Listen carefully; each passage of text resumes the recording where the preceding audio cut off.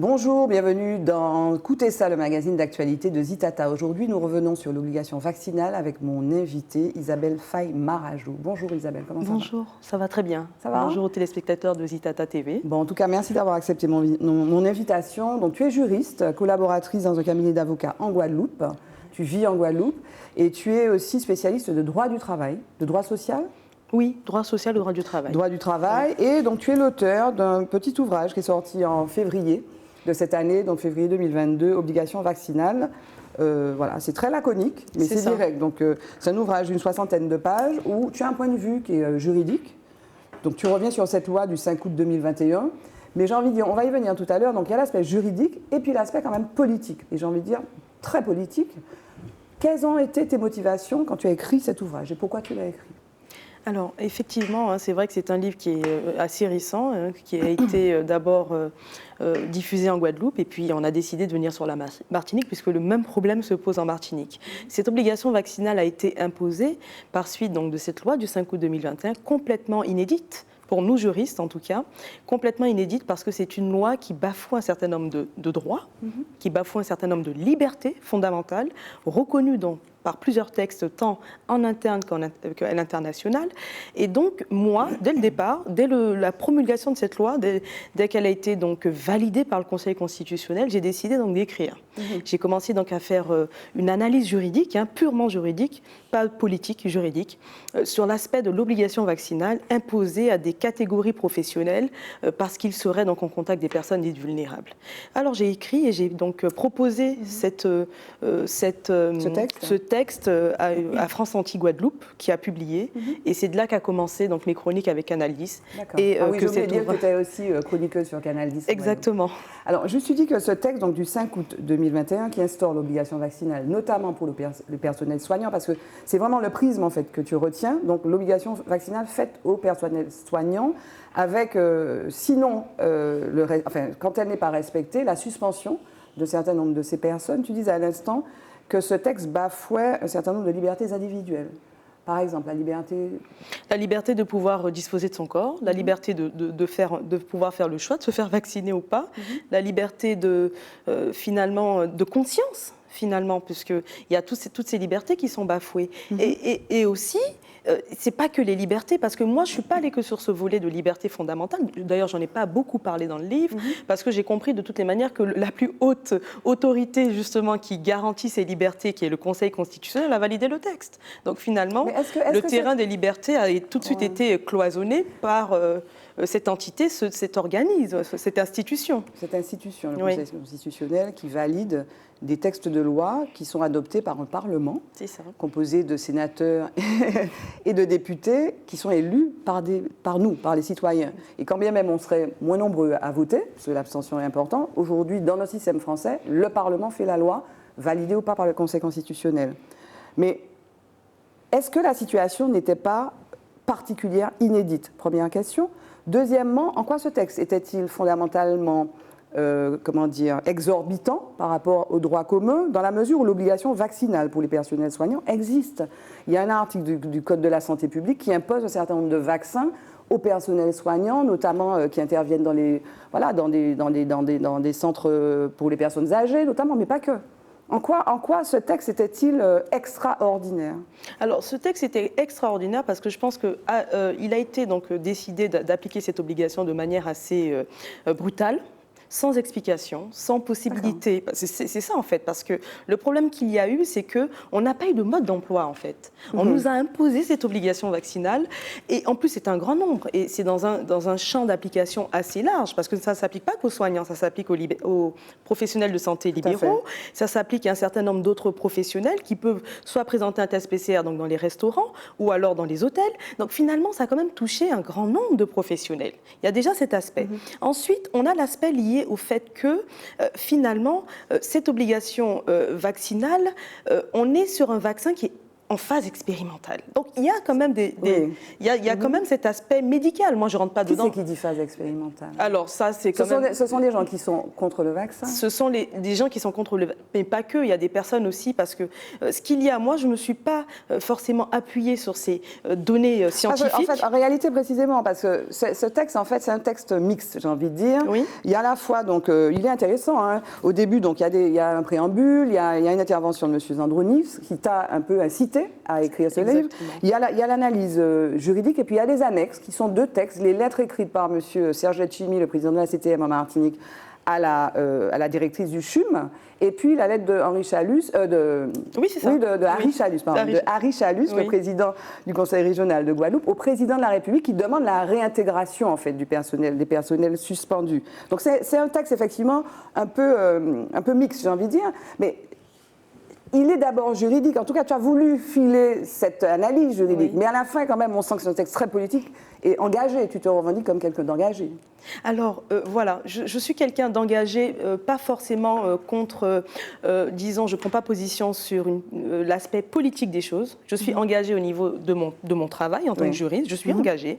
Il y a un texte qui m'a paru sur certains plans, même sur le plan du droit du travail, assez contraignant pour les professionnels de santé, et dans cette relation contractuelle assez particulière entre l'employeur et le salarié. Et c'est sur cet aspect que moi, j'ai apporté donc mon analyse. Et vous savez, en fait, vous avez parlé de l'intervention de plusieurs professionnels avant que moi je puisse commencer mon propos. Il y a donc 2 avocats qui ont écrit qui ont préfacé. Maître Jean-Claude Beaujour, qui est d'ailleurs chroniqueur sur iTélé, et cet avocat qui exerce en France, qui est installé en France, qui est au barreau de Paris, ben, il est pas contre la vaccination du tout. Non. Du tout. Donc en fait, finalement, c'est pas un discours pour ou contre. Le discours qui est établi dans ce livre... Non, mais excusez-moi de vous interrompre, Isabelle. Oui. Je parle de ça parce que précisément, c'est vous qui invoquez cette histoire, enfin, cet argument de c'est un vaccin expérimental. Et en fait, vous le dites très peu dans ça. Moi, j'aimerais qu'on reste... Précisément, mais c'est vous qui l'introduisez dans notre dialogue. D'accord. Donc c'est pour ça que je parle de ça. Mais sur l'aspect juridique, je reviens sur ma question. En quoi cette obligation vaccinale fut-elle radicale ou brutale finalement imposée à des populations, certes pas seulement la population guadeloupéenne ou martiniquaise, ni d'ailleurs la population française, mais une population mondiale. On a vu ce qui s'est passé en Chine, et notamment après, quand il y a eu des poussées à nouveau de certains variants du Covid. En quoi cette obligation vaccinale est-elle différente de celle qui est imposée par l'article L331-11-2, par exemple, du Code de la santé publique, qui fait obligation à des personnels de santé de se faire vacciner contre la poliomyélite, l'antitétanique, etc. En quoi est-ce différent ? Le point de vue de la juriste, en quoi est-ce différent ? Mais c'est différent justement parce que c'est ce que je pense. Hein, c'est-à-dire qu'aujourd'hui, on a ce vaccin contre la Covid-19 qui a imposé cette obligation à un public beaucoup plus, enfin des professionnels beaucoup plus larges. D'accord. C'est-à-dire que ça ne s'arrête pas qu'à une catégorie professionnelle. Là, on rentre effectivement dans différentes catégories professionnelles et finalement, ça fait qu'on touche un plus grand nombre de personnes et que ces restrictions-là concernent un certain nombre d'autres personnes, d'autres individus qui exercent leurs activités professionnelles et qui cherchent justement à ce que leur liberté d'exercer une profession soit respectée. Alors, il y a un aspect intéressant. Alors, pour l'analyse, effectivement, l'exégèse, disons, juridique à laquelle vous procédez, vous parlez de la suspension et de la difficulté, par exemple, de licencier. Oui. Pardon. Et en fait, vous dites que le texte met l'employeur dans une situation qui est très particulière, qui est inextricable quasiment. Oui. Effectivement, parce que finalement, lorsqu'on regarde ce texte, c'est ce texte qui applique l'obligation vaccinale, puis la suspension, parce qu'il faut bien regarder le texte. Le texte dit « l'employeur vérifie ». Il vérifie, si le salarié n'a pas les justificatifs requis, il suspend. Mais en fait, le problème qu'il y a avec le texte, l'obligation, la loi du 5 août 2021, c'est que ces dispositions s'arrêtent justement à cette suspension. Et après, on n'a plus rien. Oui. Donc finalement, l'employeur est fragilisé dans sa relation avec son salarié, puisqu'il ne sait pas quoi faire. Il a suspendu, et c'est une suspension qui perdure dans le temps. Mais la suspension, enfin, dans les faits aussi, il était proposé au personnel...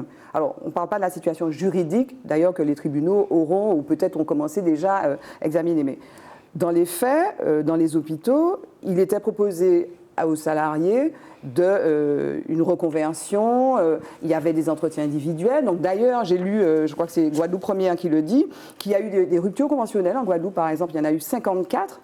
Et alors, ceci dit, par parenthèse, il y a une espèce de mystère sur le nombre de personnes concernées par ces suspensions et ces situations. Est-ce que vous avez des bons chiffres? Je n'ai pas du tout les chiffres et justement, souvent je le dis, mais on n'a pas forcément les chiffres de combien de personnes sont suspendues aujourd'hui, combien de personnes ont pu être réintégrées, parce que ce qu'il y a, c'est qu'il faut savoir que ces dossiers-là, c'est quand même au cas par cas, parce que c'est une décision individuelle qui concerne un individu dans une relation contractuelle exclusive entre un employeur et un salarié. Oui. Donc finalement, ce sont des dossiers qui doivent être traités individuellement, pas collectivement, mais parce qu'il n'y a pas d'association, il n'y a pas d'esprit d'esté en justice, parce qu'on aurait fait un groupement, c'est pas possible. On a une décision qui nous concerne, c'est une suspension qui est personnelle, qui vise un individu. Ce qu'il y a, vous me posiez la question de savoir par rapport aux ruptures conventionnelles. Mais ces ruptures, 54 sur combien de personnes suspendues? J'ai lu, toujours, je cite Guadeloupe Première, donc le collectif parle alors. L'ARS estime que début juin de cette année, sur les 17 400 personnels de santé, 17 400 personnels de santé en Guadeloupe, qui entrent dans le champ de compétences de l'ARS, hors 10, donc 774 personnels ne s'étaient pas fait vacciner début juin. 774, donc 505 des établissements de santé publics, 197. Donc bon, ça représente quand même 774 personnes globalement, et il y aurait eu donc 54 ruptures conventionnelles. Il y a un vrai enjeu à connaître vraiment les chiffres. Et alors, au-delà de ça, est-ce que les recours, est-ce que vous avez déjà été saisi à votre cabinet d'avocat, vous avez déjà été souvent saisi de ces questions-là? Oui, par des professionnels de santé libéraux, par des salariés aussi. Et justement, pour parler de ces ruptures conventionnelles, dans quelles conditions? Qu'est-ce qu'on propose? Parce que je peux vous dire qu'on a été dans un dossier où on a proposé ces ruptures conventionnelles à une salariée du CHU, mais dans quelles conditions? Puisque finalement, on voulait lui appliquer une indemnisation complètement différente de celle d'autres salariés qui se seraient inscrits sur la plateforme de l'ARS. Et c'est parce que dans ce dossier, on a eu à accompagner la cliente que finalement, on lui a appliqué le même taux que les autres, c'est-à-dire un taux de 40%. Et ce qu'il y a, c'est que finalement, personne n'a de solution, parce que la DRH justement du CHU était complètement elle-même étonnée de ce qu'on puisse appliquer ce type de mesures aux salariés en faisant une différence de traitement entre les salariés. Donc l'État a, finalement, on a laissé tout le monde se débrouiller dans cette situation qui est complètement inédite, mais qui est aussi créé un désordre. Tout à fait. La loi est là pour créer de l'ordre, pour accompagner, justement pour préserver le justiciable d'un certain nombre de difficultés, mais là non. Est-ce que c'était pas lié à la situation inédite, précisément de la situation? Le monde entier s'est trouvé à l'arrêt en mars 2020, personne n'avait prévu ça. Et j'imagine que dans certains pays, cette obligation était encore plus radicale d'ailleurs. Est-ce que ce n'était pas juste lié à la situation exceptionnelle à laquelle tout le monde était confronté? Finalement, peut-être cette précipitation, cette inexactitude du texte, peut-être. Mais en fait, moi je pense qu'on aurait, c'est ce que je dis, je pense qu'on aurait dû légiférer un peu plus, parce que qu'est-ce qui s'est passé? C'est-à-dire qu'on avait proposé, le projet de loi demandait donc prévu donc un licenciement à la suite de cette suspension, mais ça n'a pas été, donc le Sénat a bloqué la procédure de licenciement, pour des raisons qui sont tout à fait logiques, puisqu'un licenciement doit respecter un certain nombre de conditions pour qu'il puisse être appliqué. Donc finalement, le texte, il est incomplet. Il est incomplet, c'est-à-dire qu'il s'arrête à cette suspension et puis plus rien. Et c'est là la difficulté. C'est-à-dire qu'on aurait permis finalement à l'employeur soit de réintégrer ou même de licencier. Parce que les analyses juridiques sur le licenciement, même si c'est compliqué, vous essayez d'aller dans ce sens-là, aurait pu, donc certaines analyses juridiques estiment que par exemple le licenciement pour dysfonctionnement du service aurait pu marcher, pas pour cause réelle et sérieuse, mais pour voilà. Donc peut-être que ça aurait été plus simple. Oui, mais le problème qu'il y a eu, c'est-à-dire, vous savez, j'ai parlé d'un hôpital, je crois que c'est celui d'un hôpital en France, qui a essayé de mettre en demeure. Voilà, ils ont fait des mises en demeure, ils voulaient faire une mise en demeure pour imposer finalement le licenciement des salariés, mais ils se sont ravisés. Pourquoi? Parce qu'ils ont compris qu'il n'y avait pas matière à licencier et que finalement l'employeur pouvait se trouver donc sanctionné par ce licenciement qui serait sans cause réelle et sérieuse. Mais en plus, Isabelle, j'ai envie de vous dire, aucun hôpital aujourd'hui ne veut le faire. Parce qu'il y a des problèmes aujourd'hui d'emploi, il y a des problèmes de ressources humaines. Oui. Donc, on a un désert médical en Guadeloupe et en Martinique. Et en France. Et en France. Et en France aussi. Et il y a des burn-out, parce qu'il y a des personnes aujourd'hui, des soignants qui n'en peuvent plus, parce que ils sont en sous-effectif avec ces licences, ces suspensions, donc on ne connaît pas les chiffres, mais pour autant, c'est alarmant pour ces personnes aujourd'hui. Donc finalement, cette loi, elle crée des difficultés non seulement pour les personnes suspendues, mais pour les personnes qui sont en exercice et vaccinées. Bon, le mot de la fin, ce serait quoi? Parce qu'il ne reste plus de temps. Donc c'est quoi? Parce qu'on reste sur effectivement une loi qui est imparfaite. Oui. Ok, on n'a pas épuisé le sujet, donc so what? Qu'est-ce qui se passe? Ce qui se passe finalement, ce serait de proposer, d'avoir des solutions. Mais moi, je pense que c'est comme je dis dans le livre, la relation est assez exclusive et personnelle. Donc ça ne peut se régler qu'entre l'employeur et le salarié. Ou éventuellement devant les tribunaux. Ou devant les tribunaux, mais à l'amiable, on a des ruptures conventionnelles, on a une possibilité d'aménager les fonctions. Pourquoi est-ce qu'on ne propose pas ces solutions? Pourquoi est-ce que c'est pas c'était proposé, ça. Ça a été proposé, mais où est-ce qu'on allait au bout de ces propositions-là? Est-ce qu'on accompagne finalement le salarié à une reconversion professionnelle sans imposer? Parce que c'est ça là le problème. Il faut qu'on puisse mettre en place, trouver des solutions et arrêter avec ces suspensions qui perdurent depuis maintenant 1 an. Et puis il faut pacifier les choses. Près d'1 an. Il faut pacifier. Il faut pacifier. Il faut aller dans la discussion et dans le règlement de ce conflit finalement à l'amiable. Parce que même au contentieux, hein, vous savez, on a des décisions de justice qui sont parfois assez étonnantes, oui. Enfin, elles sont quand même sujettes au recours. Voilà, c'est-à-dire qui ne satisfont pas. On va rechercher la moindre possibilité, en tout cas, qui pourrait nous permettre des arguments qui pourraient permettre aux salariés d'avoir gain de cause, mais on reste quand même assujetti à des décisions qui sont prises par des juges. Oui, mais les décisions prises par des juges sont aussi sujettes à des recours. À des recours, exactement. Dans un système français qui est celui de certaines pyramides de nos institutions, n'est-ce pas? Oui. C'est pas la juriste qui me contredirait. Non, je vous contredirai pas. Merci Isabelle, merci beaucoup. Donc je rappelle alors, obligation vaccinale, Isabelle Faye, je n'ai pas le dernier, on va remonter parce que depuis elle a changé de nom. Juste là, exactement. Isabelle Faye Marajo, donc qu'on trouve en librairie à Cultura Périnon et puis à un livre aussi, Gélipa Ducos. Merci Isabelle d'être venue nous voir. Moi, je vous retrouve sur Zitata pour de nouvelles émissions. Bye bye.